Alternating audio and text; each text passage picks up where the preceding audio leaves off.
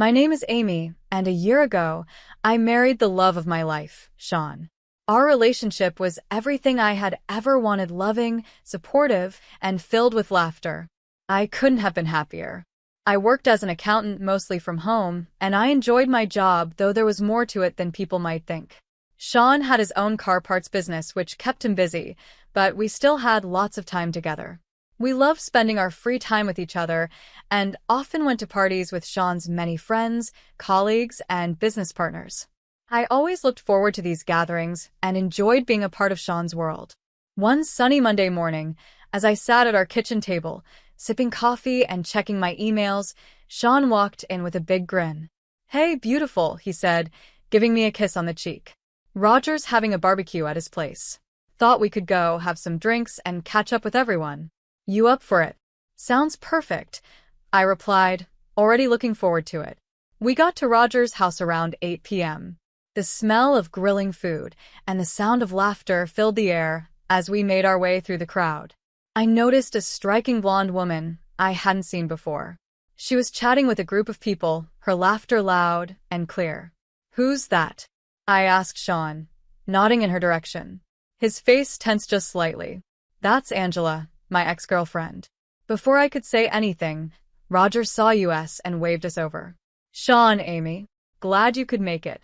Come, let me introduce you to everyone." As we approached the group, Angela's eyes locked onto us and she smiled, but it didn't feel genuine. Well, she said in a sweet but fake voice. "If it isn't Sean and his wife." The way she said wife made it sound like an insult. I smiled, trying not to let her get to me. "Nice to meet you, Angela," I said, extending my hand. "I'm Amy." She glanced at my hand like it was dirty and turned back to Sean. "Shawnee, darling, it's been too long. You have to tell me everything you've been up to." I bristled at the nickname, but Sean quickly jumped in. "Good to see you, Angela. Amy and I are doing great. How about you? Still working at your dad's company?" For a moment, Angela's smile slipped. "Oh, you know me," she replied. "I like to keep my options open, unlike some people who feel stuck." The conversation with Angela dragged on for what seemed like hours. She kept making little digs at me while flirting with Sean. I did my best to stay calm, but by the end of the night, I was completely worn out. In the weeks after that first encounter, I started seeing Angela more often at our social events. Each time, she seemed to go out of her way to make me feel uncomfortable. One Saturday evening, we were at a dinner party hosted by one of Sean's business partners. I was talking with a few of the wives when Angela strolled over, holding a champagne glass. "Oh, Amy," she said in an overly sweet voice, "that's an interesting outfit." I didn't know the librarian look was back in style. I glanced at my knee-length skirt and blouse, suddenly feeling self-conscious. "I think it's appropriate for a dinner party," I replied, trying to keep my voice steady. Angela laughed, the sound sharp. "Of course you do, sweetie. Not everyone can pull off high fashion like me." I bit my tongue, resisting the urge to point out that her dress looked more suited for a nightclub. Instead, I politely excused myself and went to find Sean.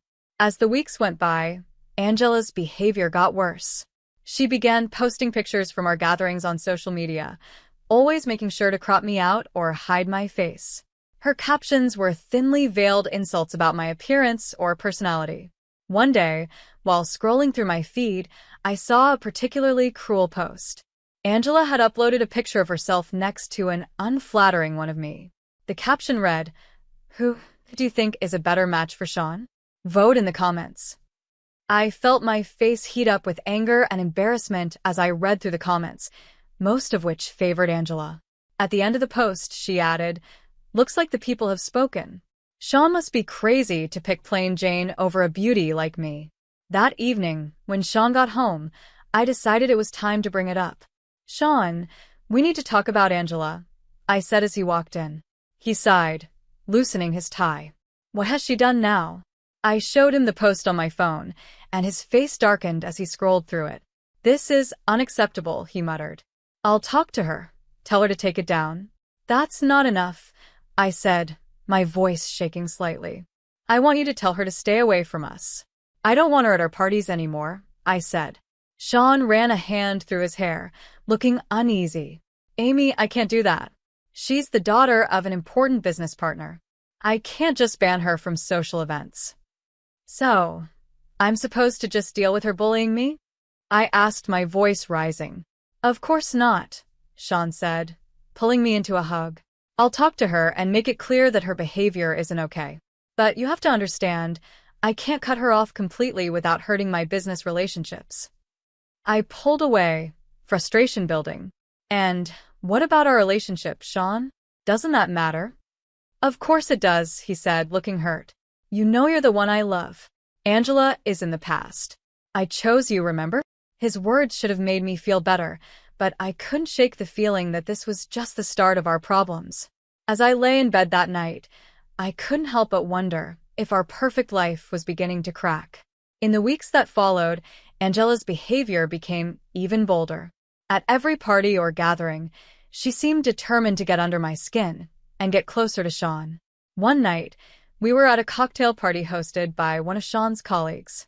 I had chosen a simple but elegant black dress, feeling confident and comfortable. That confidence didn't last long. Angela walked in wearing a tight red dress that left little to the imagination. Her eyes locked on Sean, and she headed straight for us. Sean, darling, she cooed, completely ignoring me. You look absolutely stunning tonight. Before either of us could respond, she placed her hand on Sean's arm and stroked it lightly. Care to dance with me for old time's sake? I felt my blood boil, but Sean gently pulled his arm away. Thanks, Angela, but I'm here with my wife. Maybe another time. As we walked away, I felt a small sense of victory, but it didn't last. Throughout the night, Angela continued to make her presence felt. I watched as Angela kept trying to get Sean alone. She would call him over to talk about business or ask for help with some fake problem. To Sean's credit, he turned her down every time, making sure I was included in the conversation or coming back to my side quickly. But the constant attention was wearing us both down. The following weeks didn't get any better. Angela's attempts to mess with our relationship became more frequent and more obvious.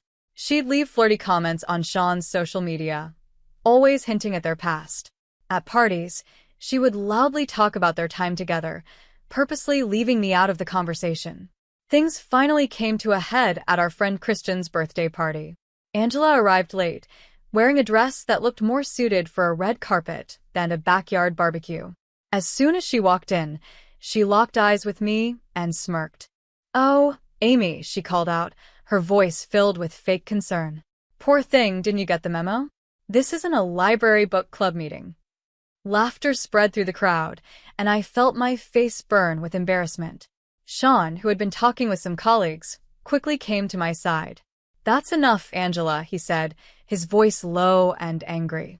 "You need to stop this childish behavior." Angela widened her eyes in fake innocence. "Why, Sean? I'm just trying to help. Someone has to teach your little wife how to dress for these events." Before Sean could say anything, I suddenly felt something cold and wet on my clothes. I looked down and saw red wine spreading across the front of my dress. Angela stood in front of me, holding an empty glass, her face showing fake regret. "Oh no," she gasped. "How clumsy of me. Though, to be honest, that stain's an improvement on that awful outfit." The party went silent, and everyone's eyes were on us. I stood there, humiliated and furious.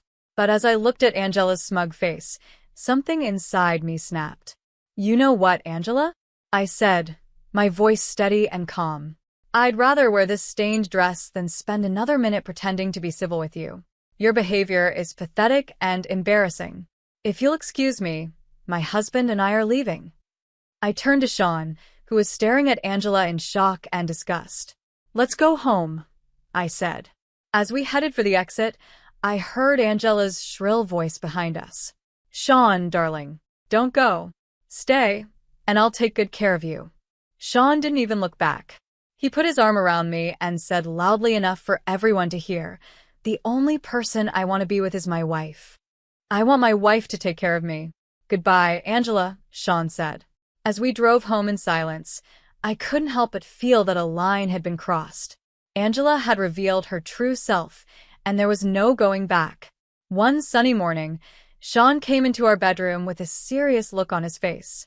Amy, I have to go on a business trip, he explained. It's important for the company. I'll be gone for about a week. I nodded, feeling a small knot of unease in my stomach. Okay. When do you leave? Tomorrow morning, he replied. Sorry for the short notice. It came up suddenly. I forced a smile. It's fine, I understand. Your business is important. The next day, Sean left for his trip, and I found myself alone in the house. The week dragged on, and I kept myself busy with work to fill the quiet. On Saturday evening, my phone rang, and to my surprise, it was Angela.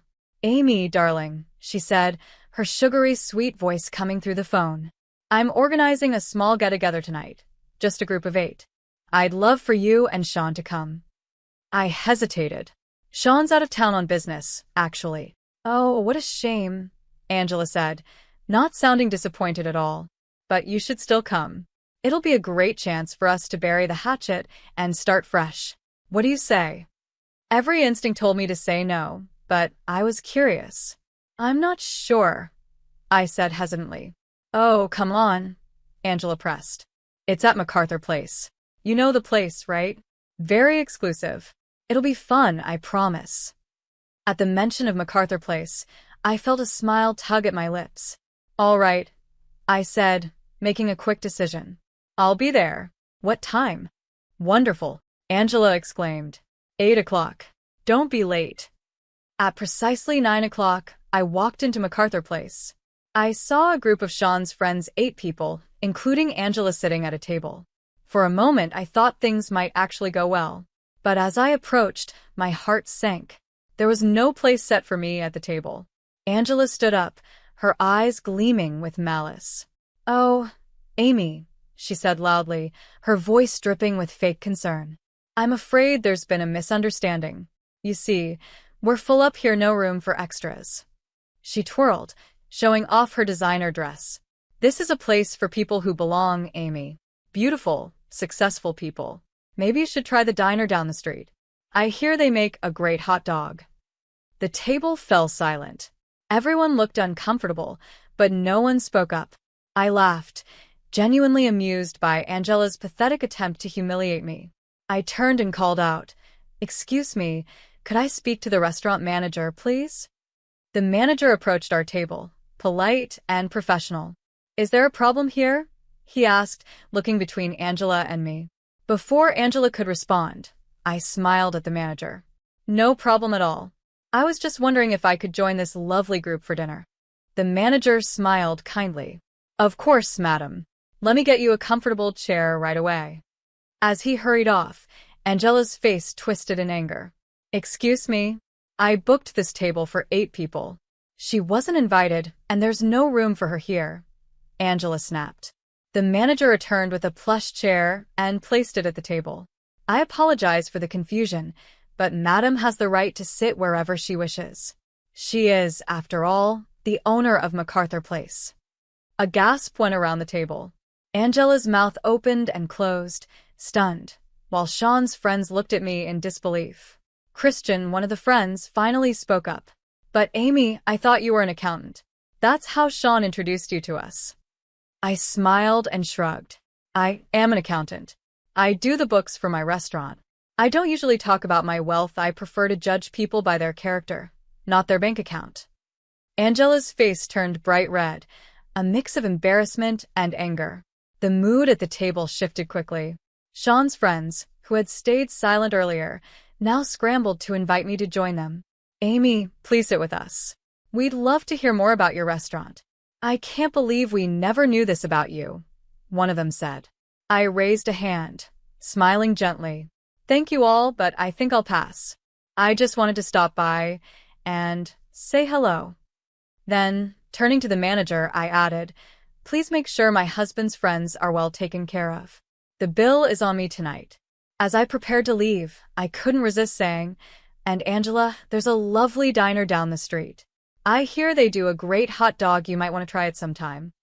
With that, I walked out of the restaurant, leaving behind stunned silence and a very embarrassed Angela. When Sean returned from his business trip a few days later, I told him the whole story over dinner. You should have seen her face, Sean, I said, laughing. I don't think I've ever seen anyone turn that red. Sean shook his head, chuckling. I can't believe she thought she could embarrass you like that. You handled it perfectly, Amy. As we finished our meal, we both laughed, knowing that Angela's games were finally over. I felt a deep sense of contentment. Angela's attempt to humiliate me had completely backfired, and in doing so, it had brought Sean and me even closer. Several weeks passed after the incident at MacArthur Place, and life settled into a comfortable routine. The memory of Angela's humiliation had faded into a funny story that Sean and I occasionally shared over dinner.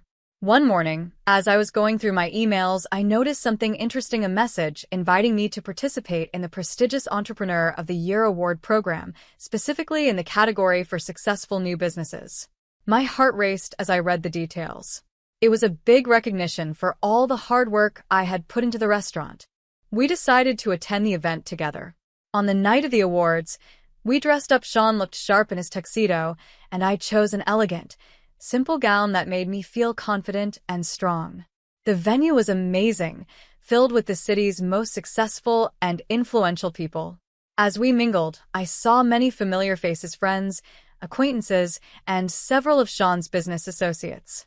The atmosphere was buzzing with excitement. At one point, Sean excused himself to chat with some colleagues, leaving me by the champagne fountain. I was admiring a beautiful ice sculpture when I heard a familiar voice hiss in my ear. What are you doing here? I turned to see Angela glaring at me, her face twisted with anger. I was invited, I replied calmly, showing her my invitation. Angela's eyes narrowed. This event is for the rich and successful people of the city, people like me and my father. You don't belong here. How dare you try to sneak into our world? Leave before you embarrass yourself. I stayed calm, scanning the room until I spotted who I was looking for. With a smile, I waved to two distinguished older gentlemen in fine suits who were talking across the room. As they walked over, Angela continued her rant, but I ignored her, focusing on the men. When they reached us, I warmly embraced one of them. Dad, I'm so glad you could make it, I said, kissing his cheek. Turning to the other man, I extended my hand, which he shook warmly. Mr. Raymond, it's great to see you again. Angela's jaw dropped as she realized who he was. Her voice rose with disbelief. Daddy, what are you doing? How can you be friendly with this nobody? She's just an accountant who got lucky. She doesn't belong here. Mr. Raymond's face turned bright red as he listened to his daughter's outburst. His usually calm eyes were now full of anger. Silence, he thundered, making Angela flinch. He gestured toward my father. This man is Brendan Taylor, one of the most successful entrepreneurs in the country and my trusted business partner. Your ignorant words could ruin a multi-million-dollar deal. Angela's eyes widened in shock, but instead of backing down, she snapped, then cancel the deal, Daddy. We don't need to do business with her family. They're beneath us. Mr. Raymond's face grew even redder, and his voice rose to a shout, drawing attention from everyone in the ballroom. That's enough. Your behavior is unacceptable. He pointed a finger at Angela. From this moment, you're cut off. No more allowance, no more credit cards, and consider yourself evicted from that fancy apartment you love so much. Angela's mouth dropped open in disbelief. Mr. Raymond then turned to me and my father, his tone soft and apologetic. Mr. Taylor, Amy, please accept my deepest apologies for this awful scene. Angela, he snapped, turning back to his daughter, leave. Now. You've shown you don't deserve to be here. At that moment, Sean pushed through the crowd, his face full of concern and anger. What's going on? He demanded. Then, catching sight of Angela, he shook his head in disgust. I should have known. Now I remember why I broke up with you, Angela. You never learned how to behave. Angela's tough front finally crumbled, and tears started streaming down her face, smudging her mascara. Daddy, please, she sobbed, reaching for Mr. Raymond's arm. I'm sorry, I didn't know. Please don't do this. But Mr. Raymond brushed her off. I have business to discuss with my partners, he said coldly, turning his back on her. Goodbye, Angela. As Mr. Raymond walked away with my father, Angela stood alone in the middle of the ballroom, crying with mascara streaking her cheeks. The crowd around us slowly drifted away, leaving her isolated and humiliated. The rest of the evening went by in a blur, and when it was time for the awards ceremony, I found myself walking onto the stage in a daze as they called my name for the Successful Entrepreneurial Debut category. As I accepted the award, I spotted my father and Sean in the audience. They were standing, clapping wildly, their faces glowing with pride. Their excitement filled me with a wave of joy and accomplishment. In the weeks after the ceremony, life settled into a new, pleasant routine. The golden statue sat on our mantel, quietly reminding us of that special night. Sean and I continued attending parties with his friends and business associates, and without Angela's toxic presence, the gatherings became so much more enjoyable. The atmosphere was lighter, conversations were more genuine, and laughter was much more frequent. One evening, as we were getting ready for another social event, Sean came up behind me while I was putting on my earrings. Wrapping his arms around my waist, he said, "You know, I've noticed how much more fun these parties have become lately." I smiled at him in the mirror. I was just thinking the same thing. It's amazing how one person's absence can change everything. Sean nodded thoughtfully. "Speaking of absence, have you heard anything about Angela lately?" I shook my head. "Not really. She seems to have completely disappeared. Though I did overhear Christian talking to his wife at the last party. There's a rumor that Mr. Raymond sent her to another state, something about not wanting her to embarrass him or the family business anymore." Sean raised an eyebrow. "Wow, that's pretty drastic. But I'm not surprised after how she acted at the awards ceremony." I turned to face him, adjusting his tie. "It's a shame, really. She had so much privilege, but never learned to appreciate it or use it wisely." As we drove to the party, I reflected on how much my life had changed over the past year. From dealing with Angela's drama to receiving recognition for my business, it had been a whirlwind. Yet through it all, my relationship with Sean had only grown stronger. As for Angela, I genuinely hoped she'd find her way. Everyone deserves a chance to grow and become better. Maybe her fresh start in a new state would be just what she needed. For now, though, I was happy to enjoy the moment, swaying in my husband's arms, surrounded by friends, and feeling grateful for the life we had built together.